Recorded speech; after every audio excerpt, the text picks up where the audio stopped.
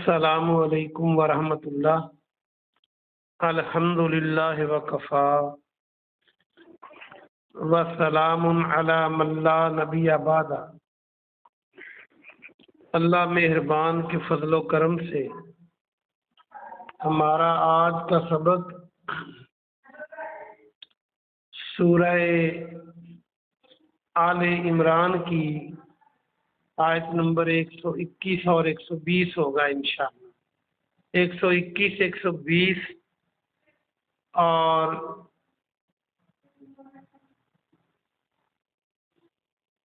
123۔ اعوذ باللہ من الشیطان الرجیم، بسم اللہ الرحمن الرحیم۔ آیت نمبر 121۔ وَإِذْ غَدَوْتَ، وَإِذْ اور جب، غدوت آپ صبح کو نکلے، تاکہ منی آپ، من اہلکا اپنے گھر والوں سے، اردو میں بھی ہم اہل و عیال کہتے ہیں گھر والوں کو۔ تبوئ المؤمنین، تبوئ تاکہ منی آپ، بوئ متعین فرما رہے تھے، المومنین مومنوں کو، آپ مومنوں کو بٹھا رہے تھے، لگا رہے تھے، متعین فرما رہے تھے۔ مقاعد للقتال، مقاعد مورچوں پر، للقتال لڑائی کے لیے۔ اس کا روٹ کاف عین دال ہے، جس کا معنی بیٹھنا بھی ہوتا ہے۔ مورچوں میں چونکہ جم کے جنگ لڑی جاتی ہے، اس لیے مقاعد للقتال، مورچوں پر لڑائی کے لیے۔ واللہ، اور اللہ سبحانہ و تعالی، سمیع علیم، خوب سننے والا، خوب جاننے والا ہے، خوب علم والا ہے۔ با محاورہ ترجمہ سنیں۔ بریکٹ میں پیارے نبی صلی اللہ علیہ وآلہ وسلم، اور جب آپ اپنے گھر والوں سے صبح کو نکلے، آپ مومنوں کو مورچوں پر لڑائی کے لیے متعین فرما رہے تھے، اور اللہ خوب سننے والا اور جاننے والا ہے۔ آیت نمبر 122۔ اذ ہمت طائفتان، اذ جب ہمت آمادہ ہوئے، ارادہ کیا، طائفتان دو گروہ نے، منکم تم میں سے، جب تم میں سے دو گروہوں نے ارادہ کیا، ان تفشلا کہ وہ دونوں بزدلی دکھائیں، تفشلا بزدلی دکھائیں دونوں، واللہ، اور حالانکہ اللہ سبحانہ و تعالی، ولیہما ان کا مددگار تھا، ان کا ولی تھا، ان کا حامی تھا۔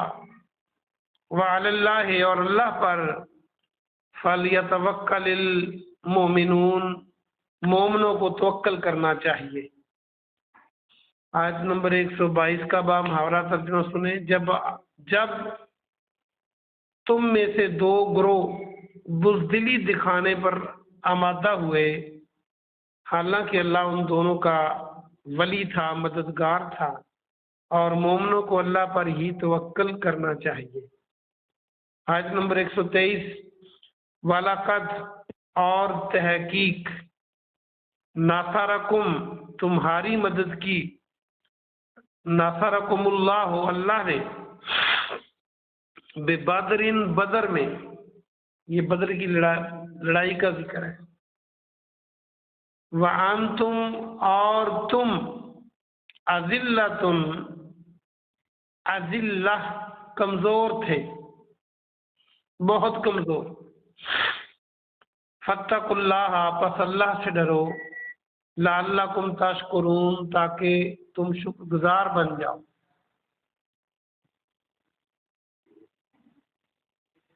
آج کے سبق کی آخری آیت نمبر 123 کا با محاورہ ترجمہ: اور البتہ تحقیق اللہ نے بدر میں تمہاری مدد کی جب تم کمزور تھے، بس اللہ سے ڈرو تاکہ تم شکر گزار بن جاؤ۔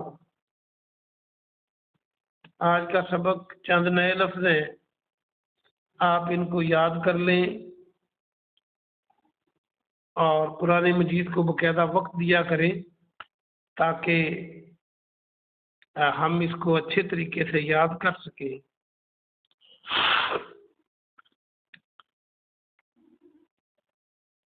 آئیے اس کی ہم تفسیر کرتے ہیں۔ اللہ سبحانہ و تعالی نے یہ جو تبصرہ فرمایا ہے یہ میدان احد پر ہے۔ جب احد کی لڑائی مسلمانوں نے لڑی تو یہ اللہ سبحانہ و تعالی نے وہ بات سامنے رکھی ہے، اور آج تک جو لوگ اپنی پسند کا مطلب نکالتے ہیں قرآن کی آیتوں سے، ان کے لیے بھی یہ جو آیات مبارکہ ہیں یہ ایک فیصلہ کن پیغام رکھتی ہیں، اور جو مسلمان ہیں ان کو یہ کلیئر کٹ پیغام دیتی ہیں کہ اصل میں بات کیا تھی۔ جو لوگ اپنی مرضی سے اس کا ترجمہ کر کے صحابہ کرام رضوان اللہ علیہم اجمعین پر طعن و تشنیع کرتے ہیں، اس میں آج اس کا کلیئر کٹ ذکر آئے گا۔ تو اس میں یہ وہ واقعہ ہے جب میدان بدر میں کفار نے شکست کھائی، بری طرح شکست کھائی، اور اگلے سال 3000 کا لشکر لے کر مسلمانوں پر چڑھ دوڑے۔ پیارے نبی جناب محمد رسول اللہ صلی اللہ علیہ وسلم نے صحابہ کرام رضوان اللہ علیہم اجمعین سے مشورہ کیا کہ اب ان کا مقابلہ کیسے کیا جائے۔ تو عبداللہ بن ابی جو منافق تھا اس نے یہ مشورہ دیا، اور کئی اور صحابہ کرام نے، کہ دشمنوں کا لشکر بہت زیادہ ہے، تو اس لیے ہم ان کے ساتھ شہر کے اندر رہ کر مقابلہ کریں۔ لیکن چند نوجوانوں نے کہا کہ نہیں، کھلے میدان میں لڑنا چاہیے۔ پیارے نبی جناب محمد رسول اللہ صلی اللہ علیہ وسلم گھر تشریف لے گئے، اور گھر سے لڑائی کے ہتھیار لگا کر باہر تشریف لائے۔ صحابہ کرام گھبرا گئے کہ پتہ نہیں ہم نے کیا مشورہ دے دیا جو اللہ کے رسول کو پسند نہ آیا۔ تو صحابہ نے کہا کہ اللہ کے رسول، اگر آپ شہر کے اندر لڑنا چاہتے ہیں تو ہم تیار ہیں، ہم نے تو ویسے مشورہ دیا۔ آپ نے فرمایا کہ اللہ کے نبی کو زیب نہیں دیتا کہ جب وہ ہتھیار لگا لے تو پھر ہتھیاروں کو اتارے، فیصلہ کن لڑائی تک اب یہ ہتھیار نہیں اتارے جائیں گے، اور میدان میں، کھلے میدان میں لڑائی لڑی جائے گی۔ بہرحال آپ غزوہ احد کے لیے مدینہ سے باہر تشریف لے گئے۔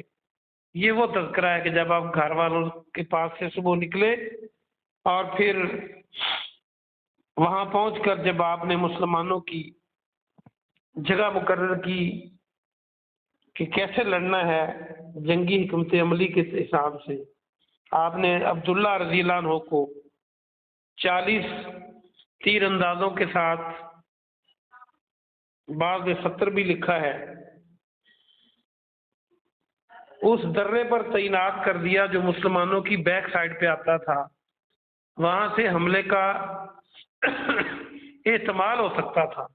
آپ نے ان کو نصیحت کی کہ آپ نے کسی بھی صورت میں یہ درہ نہیں چھوڑنا. اللہ ہمیں فتح دے یا اللہ کی مرضی شکست کی ہو اور پرندے ہماری ہڈیاں نوچ رہے ہوں، آپ نے پھر بھی چھوڑنی نہیں چاہیے. چنانچہ ایسے ہوا، آپ نے مورچوں پر صحابہ کرام رضوان اللہ علیہ اجمعین کو بٹھایا، اور اس میں وہ تذکرہ ہے. اگلی آیت میں یہ بات ہے کہ جب تم میں سے دو گروہ ہمت ہار بیٹھے، یہ بنو سلمہ اور بنو حارثہ دو قبیلے تھے انصار کے.